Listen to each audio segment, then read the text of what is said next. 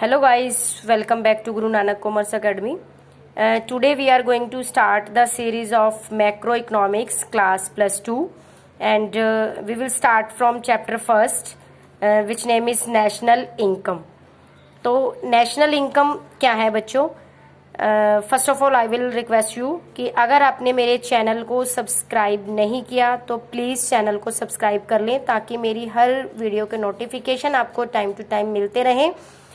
तो चलिए गाइस हम स्टार्ट करते हैं. नेशनल इनकम क्या होती है? नेशनल इनकम, नेशनल इनकम के अंदर हम फर्स्ट ऑफ ऑल दो कंसेप्ट के बारे में पढ़ेंगे, national income and domestic income. First of all national income, income generated by residents of the country with in और आउटसाइड द इकोनॉमिक टेरिटरी. ये कहते हैं जो इनकम जनरेट की जाती है रेजिडेंट्स के द्वारा एंड कंट्री के जो रेजिडेंट्स है उनके द्वारा जो इनकम जनरेट की जाती है, कहाँ? विद इन और आउटसाइड द इकोनॉमिक टेरिटरी में, that is called national income.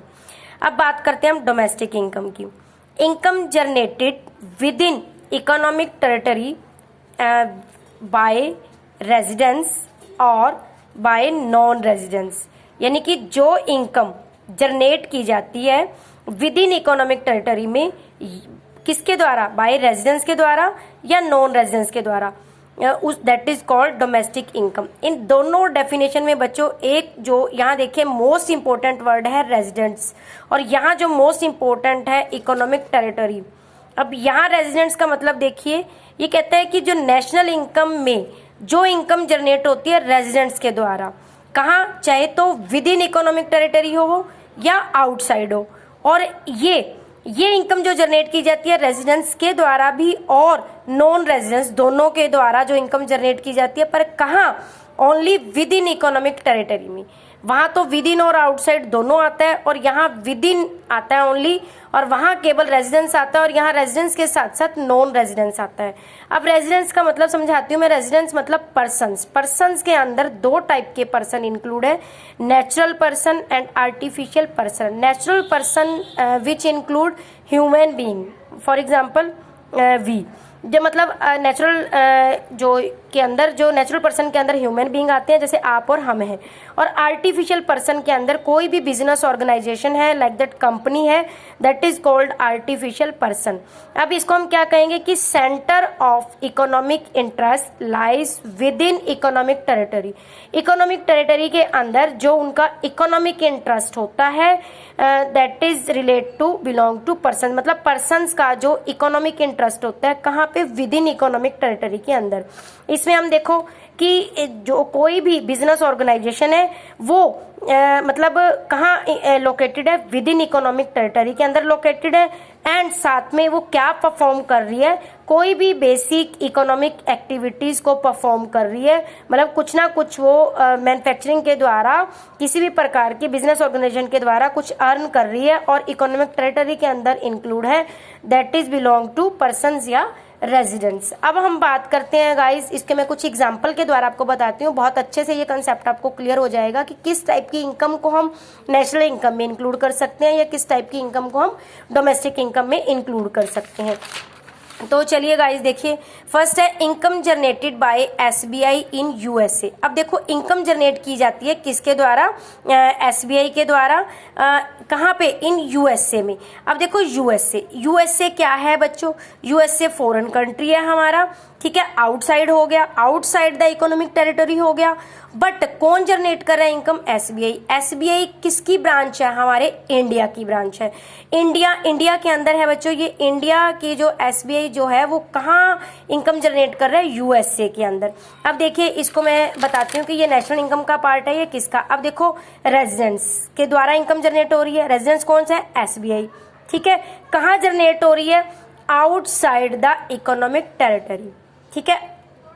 Economic territory के बाहर रेजिडेंट्स के द्वारा जो इनकम जनरेट की जाती है, that income is the part of national income.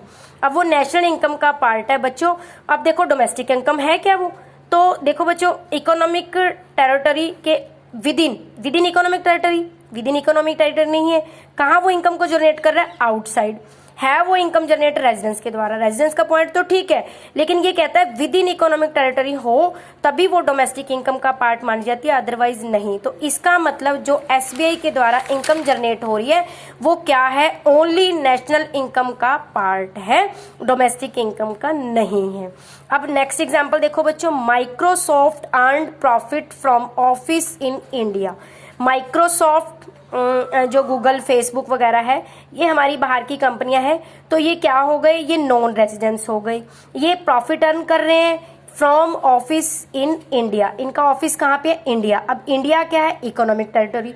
Economic territory के अंदर जो किसके द्वारा, नॉन रेजिडेंस के द्वारा जो प्रॉफिट अर्न किया जाता है। अब देखो क्या ये पार्ट नेशनल इनकम का पार्ट है। अब इनकम जनरेट रेजिडेंस नहीं है, वो कौन है, नॉन रेजिडेंस। तो इसका मतलब ये नेशनल इनकम का पार्ट नहीं है। Clear, concept clear. इसके बाद देखो क्या वो डोमेस्टिक इनकम का पार्ट है। अब देखो इनकम जनरेट कहाँ हो रही है, with in economic territory. With in economic territory मतलब उनका ऑफिस कहाँ है, from office in India, India के ऑफिस में हो रही है।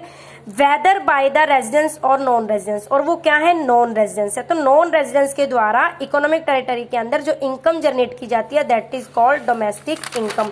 इसका मतलब बच्चों कि वो नेशनल इनकम में इंक्लूड नहीं होगी, बट वो included in domestic income, domestic income में इंक्लूड होगी।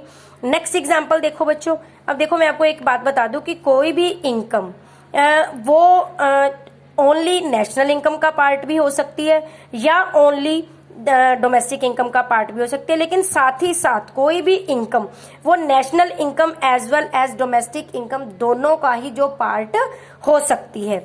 अब देखो थर्ड एग्जांपल है, Tata earned profits from Tata mart in Delhi. अब देखो टाटा जो प्रॉफिट अर्न कर रही है कहाँ से, अपने टाटा मार्ट से। उनका टाटा मार्ट कहाँ बना हुआ है, दिल्ली के अंदर बना हुआ है। तो अब देखो दिल्ली कहाँ है, इकोनॉमिक टेरिटरी के अंदर आता है हमारा, और टाटा भी कहाँ की कंपनी है, हमारे इंडिया की है, इंडिया के पर्सन है वो जो मैनेजिंग डायरेक्टर है। तो टाटा जो है रेजिडेंस। अब देखो रेजिडेंस के द्वारा इकोनॉमिक टेरिटरी में जो इनकम जनरेट की जाती है तो क्या वो नेशनल इनकम का पार्ट है या डोमेस्टिक इनकम का, तो पढ़ते हैं हम। देखो अब देखो रेजिडेंस, टाटा जो है रेजिडेंट्स है और कहाँ जनरेट इनकम कर रहे हैं, विद इन इकोनॉमिक टेरिटरी है, तो इसका मतलब वो नेशनल इनकम का पार्ट बन गई। अब चलिए हम डोमेस्टिक इनकम की डेफिनेशन को देखते हैं कि इनकम जो जनरेट की जाती है with in economic territory, Delhi जो है वो इकोनॉमिक टेरिटरी का पार्ट है, और किसके द्वारा, वो रेजिडेंस के द्वारा। तो इट मीन ये इनकम जो है बच्चों हमारी नेशनल इनकम का भी पार्ट है, it is the part of national income as well as domestic income. ठीक है, ये मैंने आपको पहले क्लियर कर दिया बच्चों कि कोई भी इनकम जो है वो ओनली नेशनल इनकम भी हो सकती है एंड ओनली डोमेस्टिक इनकम भी हो सकते हैं, and might be the part of national income as well as domestic income. Now we will study about national income. National income will be divided into two parts. National income include two part. First is income generated by residents within economic territory, कि जो income generate की जाती है residents के द्वारा कहाँ पे, with in economic territory में, that is include the national income. Second आता है इसका income generated by residents outside the economic territory, की इनकम जनरेट तो रेजिडेंस के द्वारा, यहाँ भी इकोनॉमिक जनरेट रेजिडेंस के द्वारा, बट यहाँ within economic territory, but यहाँ आउटसाइड द इकोनॉमिक टेरिटरी। दोनों both income are the part of national income. अब हम बात करते हैं डोमेस्टिक इनकम की। डोमेस्टिक इनकम में भी दो पार्ट इंक्लूड हैं। फर्स्ट है कि income generate by residents within economic territory, economic territory के अंदर जो है इनकम जनरेट की जाती है किसके द्वारा, रेजिडेंट्स के द्वारा। और income generate bye non residents within economic territory, देखिए दोनों के अंदर विद इन इकोनॉमिक टेरिटरी के अंदर चाहे वो रेजिडेंट्स है या नॉन रेजिडेंट्स है, दोनों के द्वारा जो इनकम जनरेट होती है that is called domestic income. अब हम इसको नाम देंगे बच्चों ए का, इसका नाम देंगे बी का। अब ए प्लस बी दोनों को हम कर दे वो बन जाती है हमारी डोमेस्टिक इनकम। अब बी को लेके चलते हैं, बी क्या है। अब देखो फॉर एग्जांपल बच्चों कोई भी एनआरआई पर्सन है, कोई फॉरेन का पर्सन है, वो हमारे इंडिया के अंदर किसी भी टाइप के बिजनेस ऑर्गेनाइजेशन को स्टार्ट करता है, उसमें वो काम करता है और उससे जो भी वो इनकम जनरेट करेगा, क्या उस इनकम को जो जनरेट की उसने, जो प्रॉफिट के तौर पे उसने गेन किया, क्या वो उसको इंडिया के अंदर रखेगा? नहीं, वो एनआरआई है तो वो अपनी जो कमाई की इनकम को अपनी कंट्री के अंदर ले जाएगा। अब उसने वहां कहाँ कमाया बच्चों, तो उसको इस इनकम को हम क्या कह सकते हैं कि फैक्टर इनकम टू अब्रोड, क्योंकि उसने यहाँ कमा के उस इनकम को बाहर ले गया। क्यों ले गया? क्योंकि that person belong to foreign country, that is NRI, है ना। नेक्स्ट अब ए की बात करते हैं। ए क्या था? ए को हम कह सकते हैं income generated by residence with in economic territory. Economic territory के अंदर रेजिडेंस के द्वारा जो इनकम जनरेट की जाती है, ये बच्चों डोमेस्टिक इनकम का पार्ट है और नेशनल इनकम में भी ये इंक्लूड होती है। Income generated by residence with in economic territory, ये भी ए का नाम दे सकते हैं हम। अब सेकंड पार्ट आता है बच्चों कि income generated by residence outside the economic territory. जैसे देखो बच्चों कि एनआरआई लोग हमारे इंडिया के अंदर किसी भी बिजनेस ऑर्गेनाइजेशन से जो पैसा अर्न करते हैं वो बाहर ले जाते हैं, उसको हम फैक्टर इनकम टू अब्रोड कहते हैं। इसी तरीके से अब हम लोग भी हैं, जैसे रिलायंस वाले हैं, टाटा वाले हैं, इनकी ब्रांचेस ना केवल इंडिया के अंदर है बल्कि आउटसाइड भी इनकी जो ब्रांचेस एस्टेब्लिश हैं और वहां की ब्रांचेस से इनको जो प्रॉफिट अर्न होता है तो ये आउटसाइड द इकोनॉमिक टेरिटरी है। लेकिन वो कहाँ के पर्सन्स हैं? इंडिया के रेजिडेंट्स हैं वो, तो उनके द्वारा जो फॉरेन कंट्रीज की ब्रांचेस में अपना जो पैसा अर्न किया उसको हम क्या कहेंगे? Factor income from abroad. अब बच्चों यहाँ से ये दो कंसेप्ट आते हैं, एक मैंने आपको बताया फीफा का कंसेप्ट, एक फीटा का। FIFA FIFA factor income from abroad.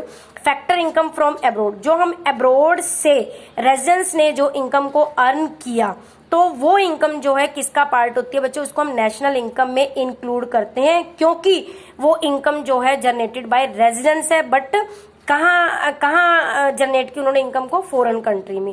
अब आ जाता है FITA मतलब factor income to abroad. To abroad मतलब इसको हम डोमेस्टिक इनकम में इंक्लूड करेंगे, क्योंकि ये इनकम जनरेट की जाती है विद इन इकोनॉमिक टेरिटरी के अंदर, इसीलिए विद इन इकोनॉमिक टेरिटरी में जो इनकम जनरेट हुई तो उसको हम डोमेस्टिक इनकम में इंक्लूड करेंगे। अब बात करते हैं नेशनल इनकम को हम कैसे फाइंड आउट करते हैं। नेशनल इनकम के अंदर दो टाइप की इनकम इंक्लूड है, एक तो है domestic income plus net factor income from abroad. यदि हम डोमेस्टिक इनकम में net factor income from abroad add कर दें तो वो हमारी क्या बन जाती है बच्चों? National income. मेरा आज का जो टॉपिक है गाइस यहीं फिनिश होता है। नेक्स्ट वीडियो में मैं इसी से रिलेटेड आपको जो इसके मेथड है नेशनल इनकम के वो करवाऊंगी। Thank you guys.